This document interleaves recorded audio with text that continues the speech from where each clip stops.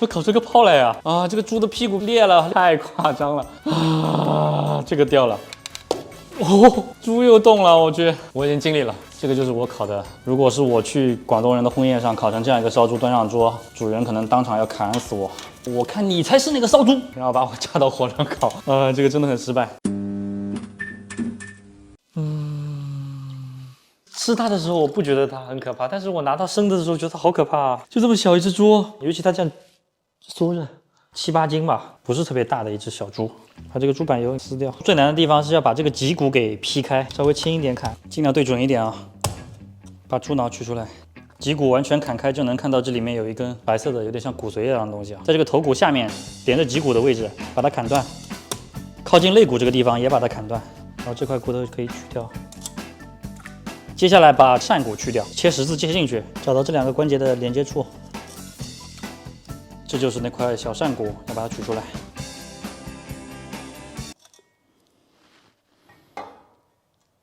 完了，这个上面有块皮，完了，好烦啊！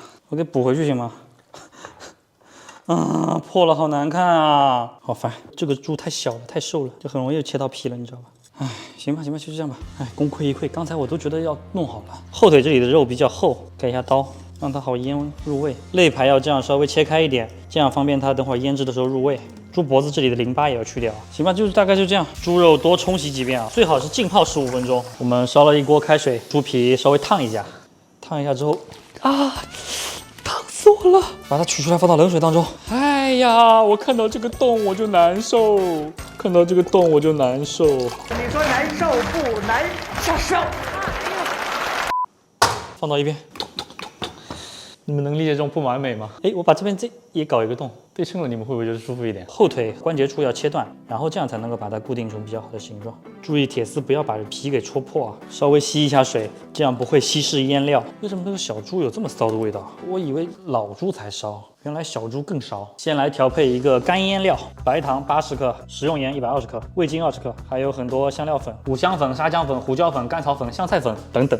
搓匀啊，接着开始腌猪，料粉撒到我们这个内部，用手稍微搓一下它，尤其是后腿要多弄一点，肋骨这块抬起来，里面也要多腌点进去。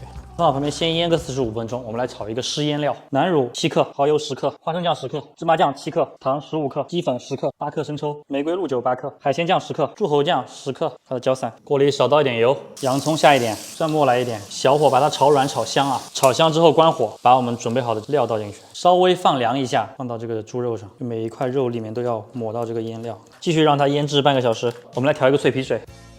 哇，100克白醋，40克大红浙醋，20克麦芽糖，20克玫瑰露酒，10克酒浆双蒸。专业，这个叉子怎么歪的呀？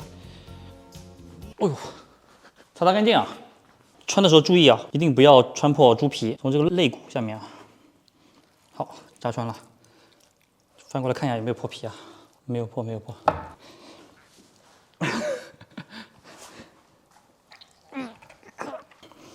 好，可以。灰是不是还行？除了这个地方有个破洞，稍微固定出形状来啊。后腿也是一样，你看它这个形状就变成了拱形，也不拱啊。这猪太小了，这钢叉太大了，你发现没有？帅！除了这地方漏了一块洞，眼泪。我们先把这个猪去烘干一下，准备一点炭啊。用这个挂钩我们挂住它，腹部朝着这个炉火啊，温度控制在60度左右啊。表皮烘干大概需要40分钟左右，也烘干的差不多了，我们准备去烤。脆皮水刷满啊，用锡纸包住尾巴、耳朵。接下来我们来用明火烤。哇，其实这样一直端着它烤其实是很累的，所以我们找了这样一个烤全羊的机器，这个应该每个家庭都有的啊。先烤15分钟，把这个腹腔里面的水烤干。你看这个烤出油了。猪的臀部要多照顾一下，因为它这个肉比较厚，烤的时候要稍微转动一下，烤均匀一点。我烤出个泡来呀！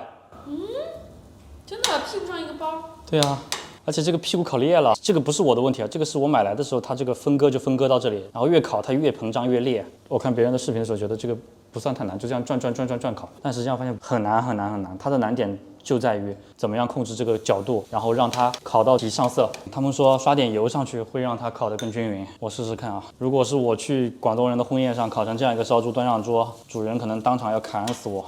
主人可能会说：“我看你才是那个烧猪。”然后把我架到火上烤。这个真的很失败。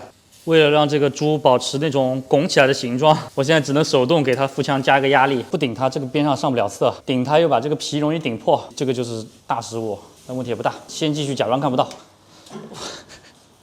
啊，这个掉了。哦，猪又动了，我去，再这一点。好 ，OK。相比这个屁股裂了，之前那个洞我都觉得微不足道。屁股裂得太夸张了，这东非大峡谷吧？你这是马里亚纳大海沟。屁股疼。你说它这耳朵是什么颜色？看一下，什么颜色？耳朵也拿出来烤一下吧。你说熟嘛？那应该是差不多了。你说要是离成功嘛，至少还差个50-60只猪吧。我已经尽力了，这个就是我烤的，只有30分应该有啊，不能再多了，再多我都看不下去了。这样拍个分辨吧。哎，很脆，看到吗？哇，脆！各位观众，今天给大家表演一个撒口一头猪。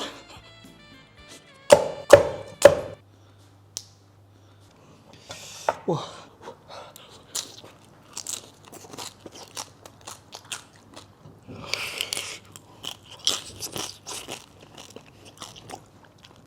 好吃，很好吃。总结一下，我觉得最重要的是乳猪保持完整的拱形形状，这样能够让你在翻烤的过程当中烤的上色很均匀，这个是最重要的，千万不能省，一步错步步错。我后面想靠自己的姿势来弥补这个失误是不现实的。味道我觉得这个是 OK 的，吃起来还是不错的，而且我觉得这个可能需要有师傅带，很多细节我们平时自己摸索是摸索不出来的，师傅带你一下就能解锁很多事情。如果你想学的话，也可以尝试一下，味道不错的，味道很好吃。点赞，大家点赞。